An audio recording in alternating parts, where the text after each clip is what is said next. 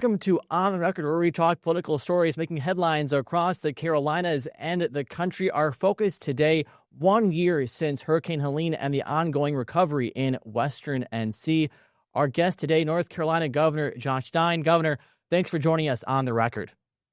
Andy, pleased to be with you. So first of all, how would you assess current recovery efforts in Western NC? Nothing goes as fast as it should. And to put in context just what a devastating storm this was, it cost the state $60 billion in total damages. More importantly, it took 108 lives away from families and loved ones. So the devastation was intense, it was immense, and we've got a lot of work to do. We've made real progress, but that doesn't mean we're not in for a marathon. This is going to be a marathon. But what I want the people of Western North Carolina to know is that I'm going to be with them every step of the way. What's proven most difficult in these past few months in terms of the recovery? Speed. I'm an impatient person, and I want this to be a sprint, but it just isn't. I mean, some of these road projects that you're showing on the screen are going to take 2 or 3 years to complete. There were thousands of homes destroyed, and it takes time to rebuild that many homes. Infrastructure, water systems, it takes time. What we want the world to know, we want North Carolina to know, is that Western North Carolina is open for business. Their economy is more dependent on small business than other parts of the state, and tourism is a big driver of that economy. And not every business in Western North Carolina has reopened its doors, but many of them have through heroic efforts of the owners. And so what we should do is go out to Western North Carolina, have fun, and in so doing, we're going to be helping people get back on their feet. We know in the case of a storm this large and an impact this large, it requires a relationship with the federal government. How would you characterize your relationship with them right now as this recovery goes on? I think there's genuine commitment on the part of the Trump administration to try to help. We've gotten approval of our housing plan through HUD. In fact, we were the first state to have our plan approved. We were the first state to submit it. We were the first state to have it approved. In fact, we have constructed the first house after that plan faster than any other state impacted by Helene, faster than any state impacted by a major hurricane in the last decade. And so we're working hard. They're working hard. Where we really need more federal help isn't with working with the administration agencies to get the money out that's already been appropriated. We just need more money. So I'm calling on Congress to appropriate about another $12 billion. I'm going to be going up to Washington soon to make my case to the administration, to the Congress, about how North Carolina needs to be supported. We've received about 8% of that $60 billion in damages so far. It is typical in a storm of this scale for a state to receive 40 or 50% of the damages back from the federal government, and we are nowhere near that level of support from our federal partners. A few weeks ago, a statement was given to WLOS in Asheville regarding a request you made for federal relief, and in that, the White House called you unfit to be governor. Your response to that? My job is to fight for North Carolina and to make the case for North Carolina. The people of North Carolina deserve support just like the people of New Jersey and New York did after Sandy, just like the people of Louisiana and Mississippi did after Katrina, just like the people of Puerto Rico did after Maria. I'm going to fight for the people of North Carolina every time. But does that statement mean that you are at odds with the president when it comes to this issue? I can't speak for the White House and what they think about this issue.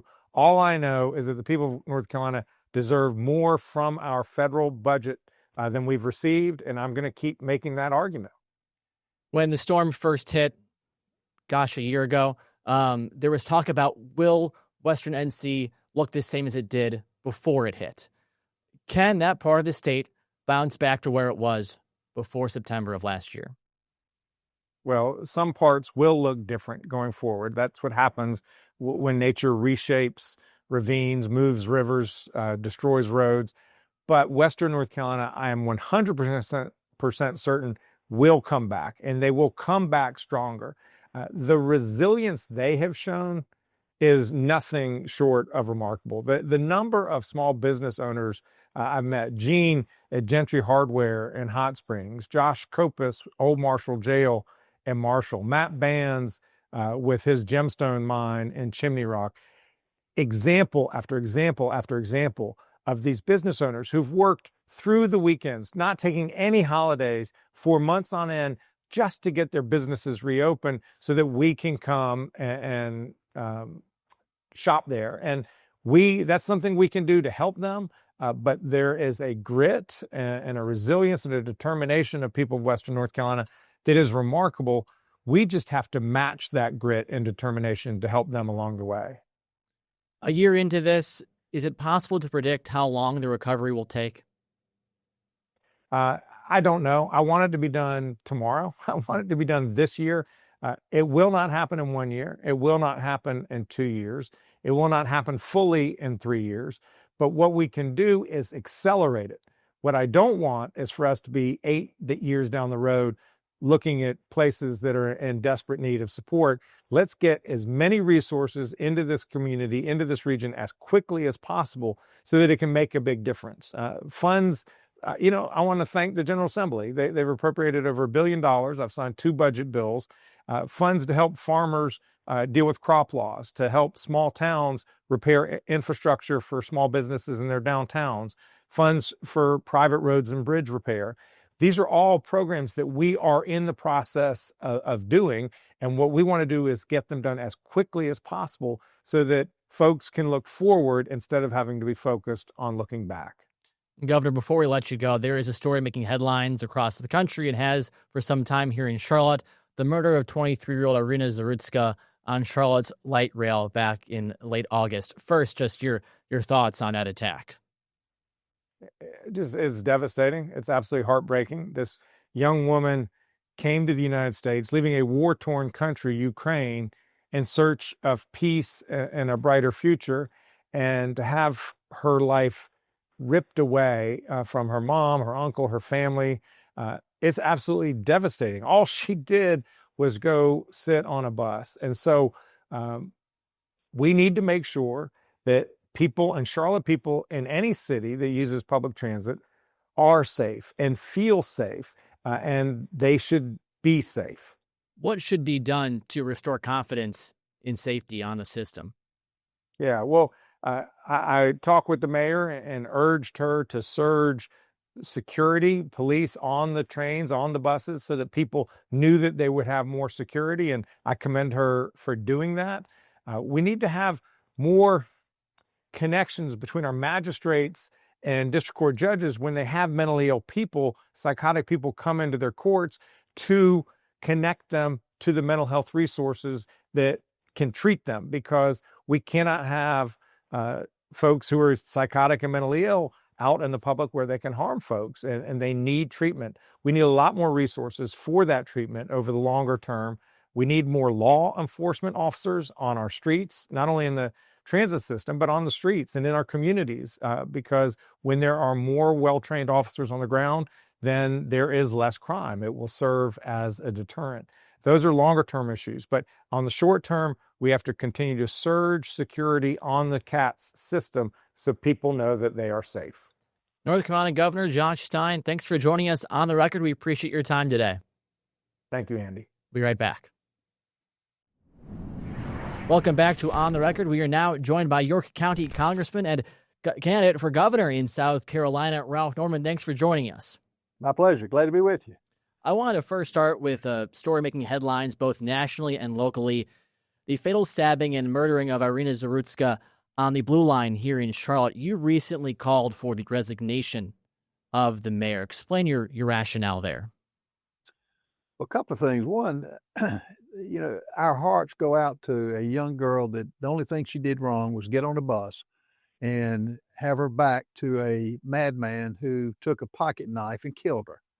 And I guess, secondly, the mayor's reaction that they withheld the information that he was a repeat offender for since, I think, sometime in August, that he had committed the crime, one, and she commended him for not telling the public. That's inexcusable.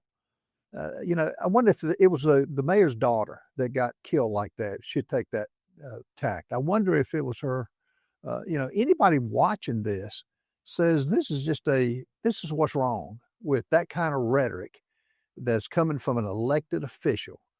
It's unheard of, and that's why this is not something that I took lightly, and I still don't take it lightly. And she should resign. You mentioned the suspect being a repeat offender. So should the responsibility fall on Mayor Lyles, or should it focus on the judges and the magistrates in the system? Well, it's a two-edged sword. I mean, the problem this country has is there's no consequences now. The many of the judges have taken the side of the criminal rather than the victim. And so, I think that the repeat offenders that not only in this case in Charlotte, North Carolina, but all over the country, you have those who have committed numerous crimes and not been in jail for it, or in the case of illegals, have not been deported. So it's a combination. But for her to make that kind of comment, to keep it silent, is unheard of, and there is no excuse for her to make that kind of comment. Moving to D.C. and Capitol Hill, Congress is back after a summer break. There's been lots of talk about the Epstein files.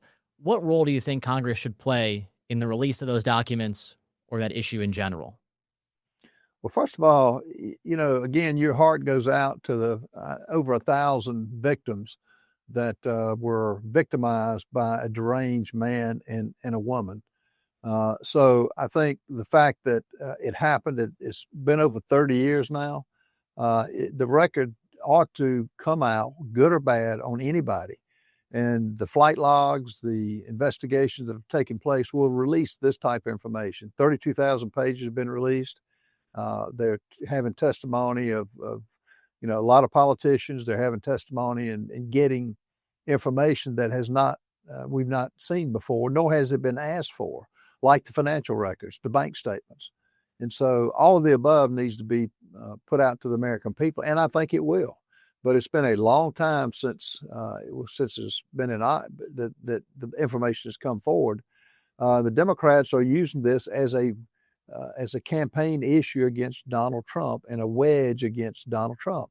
Look, they had their turn with Biden being president for 4 years, not a peep from anybody to uncover the records or to get it out. And now he's been in office, 8 months? And he's getting it out. James Comer on his investigation oversight committee will get the truth out, and I think it'll come out, and it should. Now, there is also this discharge petition that's been discussed by a few members of Congress, Thomas Massie, one of them. Where do you sit on that and this push for the release of Epstein files? Well, I think what's the discharge petition now has become just a tool to demonize Trump. And look, even though Massie is supporting it? Pardon me? Even though Massie is supporting it, Republican? He has every right to do that. I'm just saying that discharge petition originally didn't have where the victims were, the innocent victims were not on the list that were going to be publicized. There's nothing in there about getting all the records. I guess the distinction I'm making is the oversight committee now is doing all that. Now the discharge petition, let's say it passes, and I think it probably will. It's got to go to the Senate.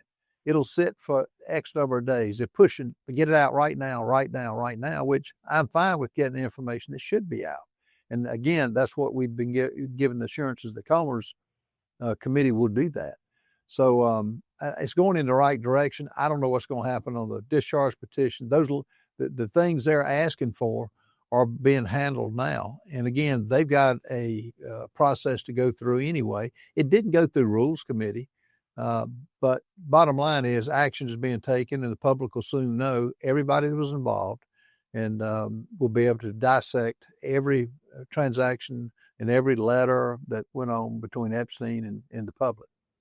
Yeah, many have raised concerns about possibly identifying victims that don't want to be identified. Would you say keeping it with House oversight is the way to protect their identities?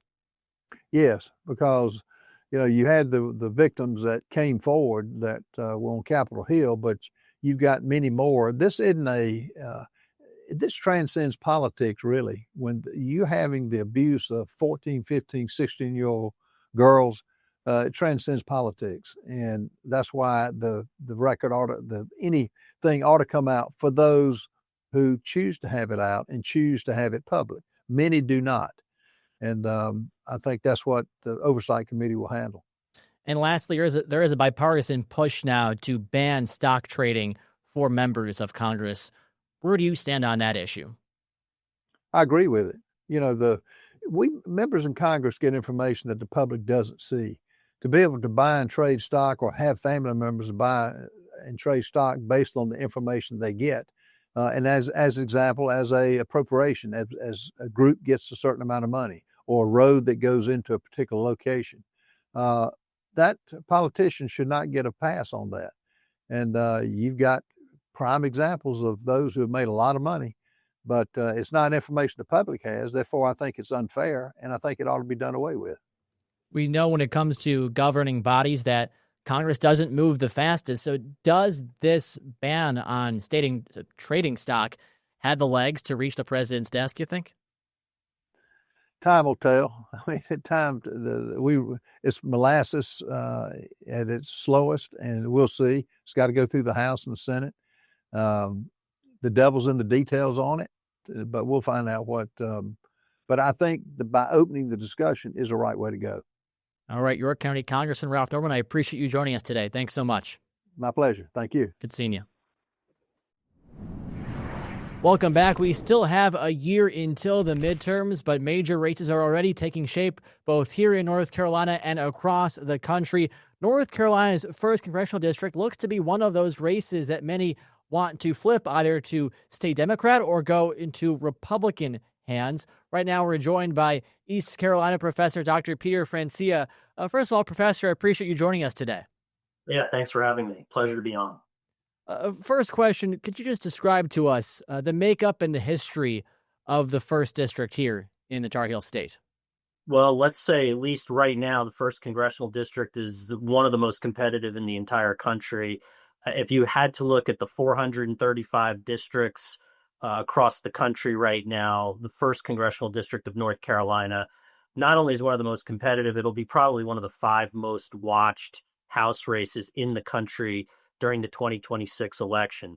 Your question was about the history. Democrats have historically dominated the district, but Republicans see a real opportunity in this cycle. What has changed to weaken that domination, you'd say? Well, redistricting. Republicans changed the composition of the district in the last cycle, and they nearly won. Lori Buckout only lost to Don Davis by 2 percentage points or so. Again, one of the most competitive races in 2024 at the House level, and 2026 shouldn't be any different. The incumbent here, Don Davis, has sort of embraced the label of being a centrist, a moderate, but still a Democrat. Is a moderate or a centrist the only person who can win in a district like this? Well, it gives the Democrats a much better chance. The district itself is certainly more moderate politically. As I said, it's very evenly divided right now. And Don Davis, I think his strengths are more than the fact that he's a moderate Democrat. He's also the incumbent, and that brings with it a whole host of advantages, including name recognition, constituency services that incumbents provide when they're in the House of Representatives. And so there are, and even easier to raise money, of course, when you're an incumbent. So, Don Davis brings a host of advantages as an incumbent, and that's going to make him difficult to defeat. But Republicans do have a real opportunity here. The district is close, and they could certainly win this seat. When was the last time we saw a Republican in this seat? Has it ever happened? But you'd have to go back more than 100 years, and I'm not a historian, so it's somewhere way back there. I mean, you'd say, is it close to Reconstruction era? Fair to say? We're like in the 1800s. Okay. Back that far, yeah. Yeah. Long time ago. So with that being said, obviously a big thing with elections these days, especially in midterms and recent general elections during presidential cycles, President Trump is a big part of how folks vote. How does a candidate approach the topic of President Trump in District 1? Well, let's start with the obvious. Before we even get to a general election, there's a Republican primary, and there are 2 Republicans in that race right now, and both will wrap their arms around Donald Trump because Donald Trump is the kingmaker right now of the Republican Party. If Donald Trump were to throw his support behind one of the two Republicans, it would probably decide the election. Whether we're talking about Bobby Hanig or Sandy Robertson. Those are the two Republicans right now that are running, and I'm sure both wouldn't hesitate to welcome the support of Donald Trump. So certainly those two candidates are going to embrace Donald Trump's America First agenda and push it not only in the primary election, but into the general election as well. There's been so much talk right now across the state about the race for Senate, with Roy Cooper and Michael Whatley in a heated battle already with more than a year left until the general election. But with the balance of power in the House, very tight margins, could you say this race may have a greater impact on control or just overall effect than the race for Senate in North Carolina? Well, I think right now, if you were to ask most political experts which of the two chambers is most likely to flip to Democrats, assuming that they have, and parties that are out of the White House often do well in the midterms, if that historical trend continues, that would bode well for Democrats. And the chamber that looks more likely to flip right now, for a host of factors, would be the House of Representatives. So, I know where you're going with that question. It's very possible, even though there are 435 House districts, just a few have to change hands for Democrats to regain the majority. The Senate, it's still closely divided as well, but the opportunities for Democrats, there's some real challenges there. They have to win in some states that Republicans have historically done well in. So it's very possible that the first congressional district, that House race with Don Davis and probably likely against one of those two Republicans that I mentioned, that could conceivably be the district that decides everything. I mean, again, 435 districts, a lot has to happen, but it's so close right now in the House that every seat counts there. National and D.C. media have already been reporting on the spending for Cooper and for Whatley. Can we expect big dollars being spent just on this district, one race alone? The money will be huge. In fact, Sandy Robertson's already put $2 million of his own money into his campaign war chest. So I think that's an early indication that some serious money is going to be spent in the first congressional district. But the Senate race, you asked about that as well. That's going to be another huge election where there'll be a ton of money spent. Republicans have done well at the U.S. Senate level in recent elections, and that history will certainly give them confidence that they can hold that Senate seat. But on the Democratic side, obviously, Roy Cooper, two-term governor, and has had, just tremendous success as a politician in North Carolina. So, Democrats, I know, are bullish that they can win that Senate seat. People often say in midterms it can favor the person running in opposition to the president or the president's agenda. This, though, is a seat that is flippable for Republicans. All that being said, does someone have an easier advantage at messaging, or is it pretty much just straight down the middle when it comes to competitiveness for this race? That's a great question. I think a lot will hinge on where Donald Trump's popularity is as we head closer to Election Day in 2026. If Donald Trump's approval ratings are, in that 50% or higher range, then it's an easy sell for Republicans. It will be, defending Donald Trump and his agenda. But if Donald Trump's approval ratings are, in the low 40s or into the high 30s, in a range like that, where Joe Biden found his numbers when it was during the 2022 elections, those midterms, if Trump finds his numbers there, and remember, Trump in 2018, the Republicans lost seats, then Democrats will go on offense if that's the case. So if Trump's approval ratings were to sag, Democrats will go on offense. Republicans will have to play defense. And I think any politician would tell you they'd rather play offense than defense. So it will all depend on really where public opinion is with respect to Donald Trump. That will sort of dictate who's on offense and who's on defense. All right, Dr. Peter Francia with East Carolina University. We appreciate you joining us today. Thank you to Governor Josh Stein, Congressman Ralph Norman, and Dr. Peter Francia for joining us on the record. I'm Chief Political Correspondent Andy Weber, and we'll see you next time here on Queen City News Plus.